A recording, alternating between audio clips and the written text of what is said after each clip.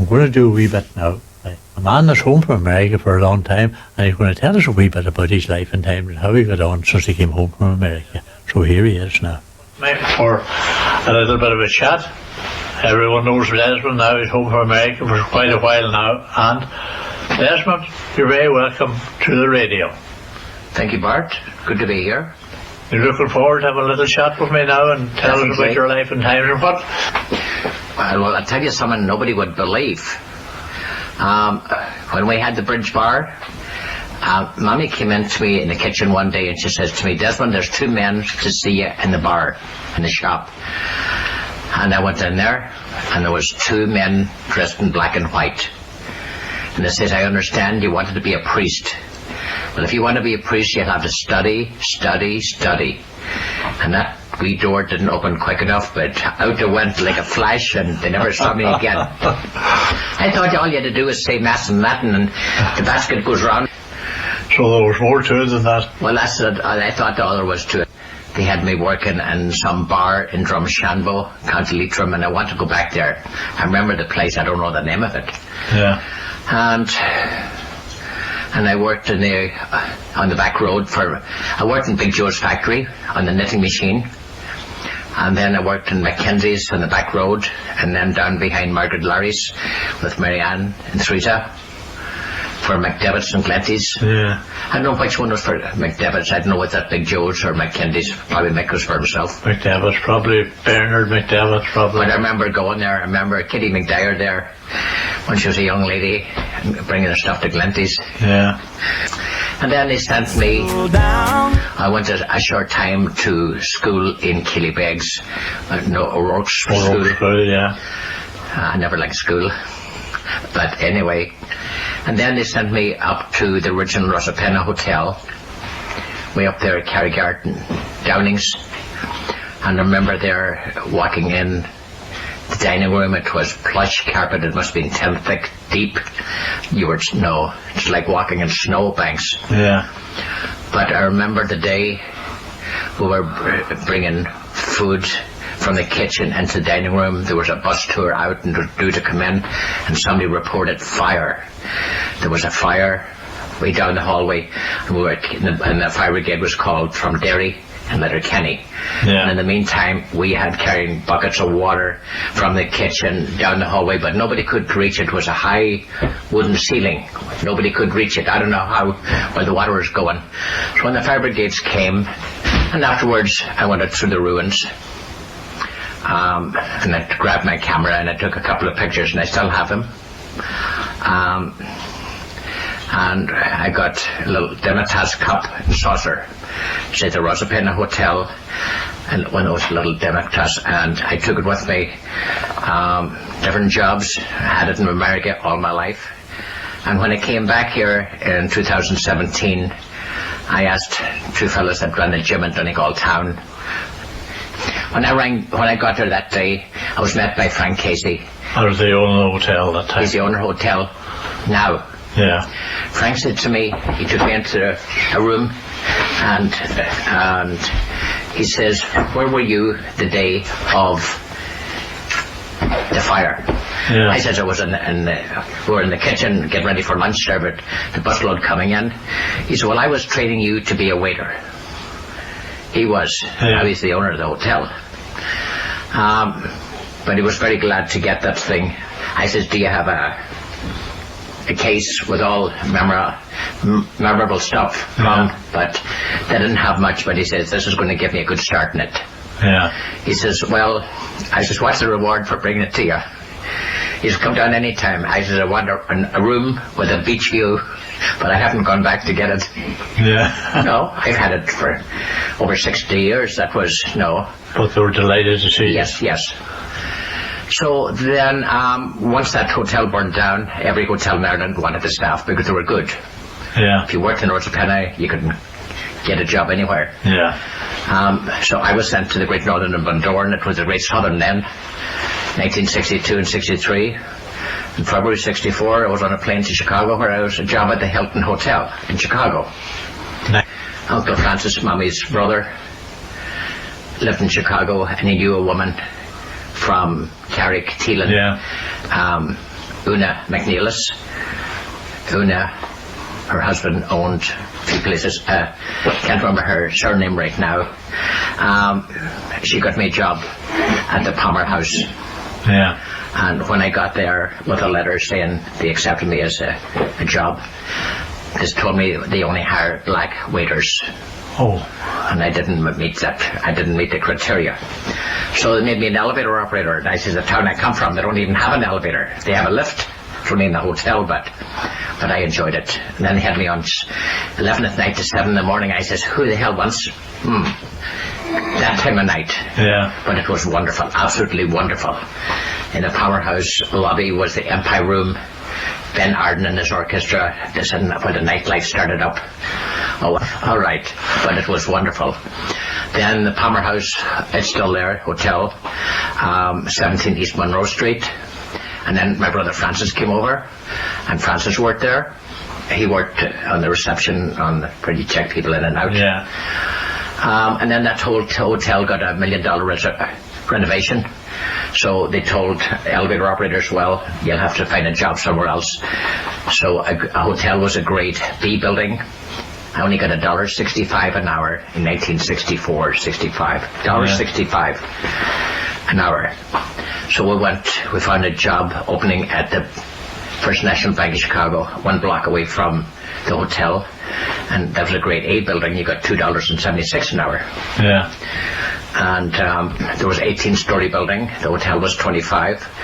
But the bank building bought a hotel next door, the Morrison Hotel, and they put up a 60-story building. And on day one, the grand opening, I was rushing out with my camera, and the boss says, Campbell, get in here. Here's the keys. You're going to open up the door. I said, no, I want to be outside taking pictures. Get down your hands and knees and say a prayer that the door opens. The building, 60-story building, the grand opening was May 26, 1969. Yeah. Not today or yesterday. Now, somebody sent me an article a day or two ago. That hotel is going to go on to another renovation, and they're going to do mass renovation. Yeah. And I told my friend in Chicago, Carol, I says, when they're going to have the grand opening again, tell the people in charge of the hotel, why don't you get the guy who opened the door on day one, May 26, 69, that was me. I was very much alive. Oh. I may be 80, but I feel 36. Anyway. But you went out in 64. I went in February 64. How many years ago was that? That's 70 years, is it? 60 years? 60 years? Yeah. A long Is time. it? Then you came home in 2017. 2017, and I miss Chicago. Not a day goes by that I don't miss it. I really miss it. You miss it, yeah. I worked 3 jobs. I worked 7 days a week. I enjoyed what you done. Yeah. The most I ever got an hour was, I got $1.65 an hour when I started, and when I finished, I'd still got less than $20 an hour. But you didn't do it for the money. You do it. You loved what you do. The tips were good. when you came home, you had plenty of money anyway. I reckon that the Yankees always have plenty of money. Well, that's right. Why not? They had enough to keep you going. Yes. You weren't going to die of hunger. Yes, anyway. and I'm not. I don't plan to leave much of it. I'm still enjoying it. Yeah, money's not important. Anyway, since you came home, then you moved into St. Shannon House. Yes, and one day at work in Chicago, a man came in the lobby. I knew him before. It was Jimmy O'Donnell. Jimmy says to me, Desmond, I know you raise money for Americans. Why don't you raise for your own hometown? Behind of Shannon House going up, and right away, I just, my heart, is it my heart on this side? Yeah. I just could feel the thump, and I knew right away. I pulled my phone out. Since my initials are DC, Desmond Campbell, but it's also D for Dublin Marathon, C for Chicago. Yeah. And I done my first Chicago Marathon in 2001. And I looked to see when Chicago was. Chicago and Dublin marathons are 2 weeks apart. And with that, a solicitor was walking across the lobby. And I said, Gerard, can I do 2 marathons in 2 weeks? Of course you can. But the second one's going to kill you. I said, well, Gerard, you don't have to worry about it. You won't have to spend money to send me back. I'm already back. But I've done that 4 different times. Chicago, Dublin marathons, 2 weeks apart on different occasions for different fundraisers. I love fundraising. So, and tell me, how many marathons did you do? I done 16 marathons in 12 years. 16. That's not very many, but my first one was 2001. And then I couldn't do it again until 2005 because I pulled something, so I had to wait. Yeah. And I wanted to make up for lost time, and that's why I done 2 marathons, in 2 weeks to fill in for the years that I missed. And did you did one of the marathons for St. Shannon House? Two marathons. 2 marathons. Yeah, there was 2000. Yes. Very good. And I told people, no, you work in a 60-story building, and soliciting on the job is not allowed. Now, when I worked at Chase Bank, the big 60-story building, the chairman was Jamie Dimon, and he would come in every morning, and I said to him one morning, Mr. Dimon, I'm doing a marathon, would you like to sponsor me? He said, well, I'm going out of town, I'll be back Monday or Tuesday. 15 minutes later, his assistant came down, Karen, long-haired and slow motion, with an envelope in her hand. Anybody want to guess how much was in that envelope? Or was it my resignation papers? What was in the envelope? How much do you think he gave me? I know, he probably gave you $1,000. Right, you're the only one that ever guessed that. Right, 1,000, and I still have a copy of the check that he signed. 1,000, lovely. Yes, Jamie Dimon, J-I-M-I-E, last name is D-I-M-O-N. He lived on Banks Street in Chicago, and his wife's name is Judy. Yeah. So, you had a bit of a shake asking him. I was sweating with other people, but it didn't bother me. And when I was retiring in 2017, I was begged over and over again, do not retire. That I couldn't be replaced. Then they called me the the ambassador of the lobby. Yeah. No, I met and greeted everyone coming in. I met John Hume and his wife. I was dormant to Barack and Michelle Obama. Yeah. Met Muhammad Ali, who didn't meet me. Yeah, lovely. But I enjoyed it. And you met Obama. What was he like? Nice man? Yeah, everybody was nice, yes. So, you enjoyed the job anyway? Oh, I enjoyed it. I'd go back tomorrow if they take me. Yeah. What do you call it? Age catches up with everybody, you know, Desmond. Didn't catch me yet. I'm moving too fast. You must be coming up in 70 now, are you? Oh, I don't remember. You all can guess it, no. I think you're older than me, because I think you were growing up young fella when I was born, you know. I'm only 60, you know. I'm 39. 39. You're 39? Yes. I suppose that'd be about right. So, anyway, you're enjoying life in Ardra. I am, and I just have a new hobby. Yeah. In America, I started going to a gym when I fell on black ice going to work in the morning. Oh, boy. And I hurt your shoulder. Yeah. The boss says you're not going on the job today until you go to the clinic and make sure you're okay. And I was okay. And then I started going to a gym and working with a personal trainer. He got rid of my shoulder problem. And that's why I got into doing marathons for charity. All my marathons, everything was for charity. And what's the last question you give me? Your day of joy. Oh, yes, I just found something.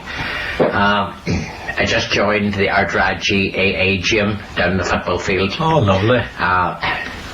My brother Stephen was after me the last couple of years.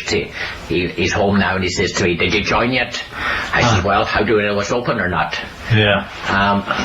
But the personal trainer that I have, a great one he is too, Declan Harkin, I have him 3 days a week up in the Cow Market here in the community centre. Yeah. Monday, Wednesday, Friday, but I went into, I was looking for Damien Diver Tuesday this week to ask how could I join the GA one, and someone told me down there to go up to see Greta in the paper shop, and I'm all set up. Greta is something similar to you. What? She's been in behind that counter for the last 60 years. You've been at the hotel over nearly 60 years. Well, I love being of service to others, Yeah. But I'm joined. I have 2 gym memberships. I have the one up in the community centre, and I have one down the football field. But when I saw the one at the football field yesterday, I was like a kid in a candy shop.